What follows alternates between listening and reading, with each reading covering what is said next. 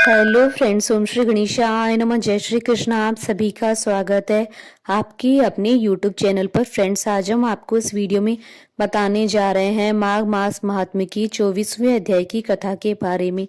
Friends, video शुरू करने से पहले आपसे रिक्वेस्ट है, अगर आप हमारे चैनल पर नए हैं और आपने अभी तक चैनल को सब्सक्राइब नहीं किया है तो प्लीज सब्सक्राइब कीजिएगा चैनल को, साथ ही प्रेस कीजिएगा बेल आइकन को, जिससे नए वीडियो से रिलेटेड नोटिफिकेशन आपको तुरंत प्राप्त हो सके। और वीडियो पसंद आने पर वीडियो को लाइक और शेयर जरूर कीजिएगा ताकि सभी भक्तों को इस वीडियो का लाभ प्राप्त हो सके। और कमेंट बॉक्स में जय श्री कृष्ण जरूर लिखिएगा। माघ मास महात्म्य 24वां अध्याय प्रारंभ। लोमेश जी कहने लगे कि वह राजा पहले तो तामिश्र नामी नरक में गया, फिर अंध ताम्रश नरक में जहां पर अति दुखों को प्राप्त हुआ, फिर महारौरव, फिर काल सूत्र नामी महानरक में गया, फिर मूर्छा को प्राप्त हो गया। मूर्छा से चेतना आने पर तापन और संप्रतापन नाम के नरक में गया। अनेक दुखों को भोगता हुआ वह प्रताप नाम के नरक में गया। तब वह काकोल, कुड़पल, पूर्व मृतिका, लो शंकु, मृजीप आदि नरकों में होता हुआ असीपत्र वन में पहुंचाया गया, फिर लो धारक आदि नरकों में गिराया गया। भगवान विष्णु के साथ द्वेष करने के कारण वह 21 युग तक भयंकर नरकों की यातना भोगता हुआ नरक से निकलकर हिमालय पर्वत पर बड़ा भारी प्रशाच हुआ। उस वन में वह भूखा और प्यासा फिरता था। उसको मेरु पर्वत पर भी कहीं खाने को न तो भोजन मिला और न ही पीने को जल। होत व्यता के कारण वह पिशाच घूमता हुआ एक समय पलोत प्रस्थवन नाम के वन में जा निकला। भेड़े के वृक्ष के नीचे वह दुखी होकर हाय मैं मरा, हाय मैं मरा ऐसे शब्द जोर जोर से पुकारने लगा और कहने लगा कि भूख से दुखी मेरे इस जन्म का कब अंत होगा। इस पाप रूपी समुद्र में डूबते मुझको कौन सहारा देगा। लोमेश जी कहने लगे। इस प्रकार वेद पाठ करते हुए देवदूती ने उसके दुख भरे वचनों को सुना और वहां पर एक पिशाच को देखा, जिसकी लाल डरावनी आंखें, दुर्बल शरीर, काले काले ऊपर खड़े बाल, विकराल चेहरा, काला शरीर, लंबी सी जीभ बाहर निकली हुई, लंबे होठ, लंबी जांघें, लंबे लंबे पैर, सूखा चेहरा, आंखों में पड़े गड्ढे वाले पिशाच को देखकर देवदूती ने उससे पूछा कि तुम कौन हो और ऐसी करुणा से क्यों रोते हो। तुम्हारी यह दशा कैसे हुई है। तुम्हारा मैं क्या उपकार करूं। मेरे आश्रम पर आ जाने से कोई भी प्राणी दुखी नहीं रहता और वैष्णव लोग आनंद ही करते हैं। सो हे भद्र, तुम अपने इस दुख का कारण जल्दी कहो, क्योंकि विद्वान मनोरथ पाने के लिए विलंब नहीं किया करते। ऐसे वचन सुनकर प्रेत रोना बंद करके विनीत भाव में कहने लगा कि हे द्विज, इसी बड़े पुण्य में मुझको आपके दर्शन हुए, बिना पुण्य के साधुओं की संगति नहीं होती। फिर उसने अपने पहले जन्म का वृतांत कहा। भगवान विष्णु के द्वेष के कारण मेरी यह दशा हुई है। जिस हरि का नाम यदि अंत समय में मनुष्य के मुख से निकल जाए तो मनुष्य विष्णु पद को प्राप्त होता है। जो सबका पालन करता है उसी से मैंने द्वेष किया।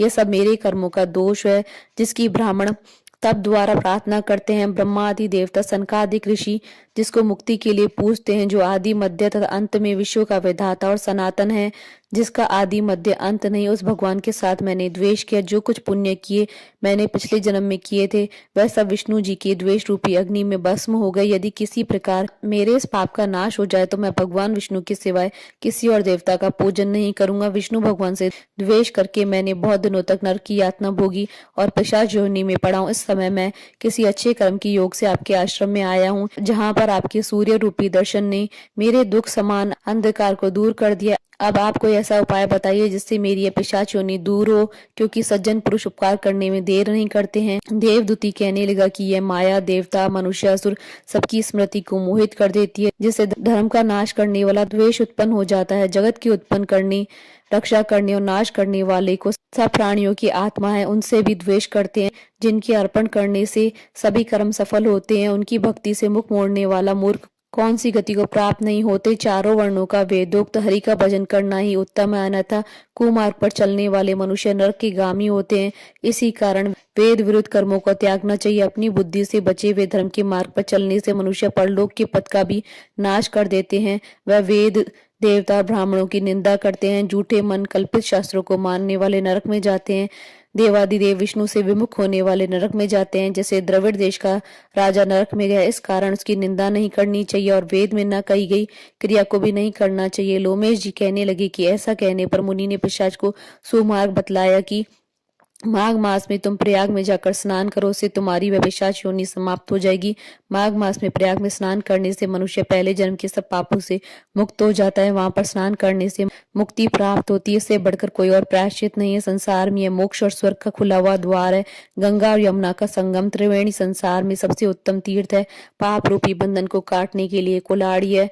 कहाँ तो विष्णु सूर्य तेज गंगा यमुना का संगम, और कहाँ यह तुच्छ पाप रूपी तृण की आहुति। जैसे घने अंधकार को दूर करने वाला शरद का चंद्रमा चमकता है, उसी तरह संगम में स्नान करने से मनुष्य पवित्र हो जाता है।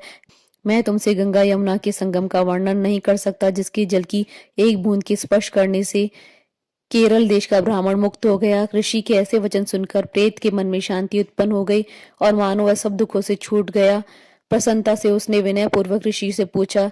ऋषि से क्या पूछा, इसका वर्णन अगले अध्याय में किया गया है। श्री माघ मास महात्म 24वां अध्याय संपूर्ण। बोलिए भगवान श्री हरि विष्णु जी की जय, सनातन धर्म की जय। हमारे साथ इस वीडियो में अंत तक बने रहने के लिए आपका धन्यवाद। ओम श्री गणेशाय नमः। जय श्री कृष्णा।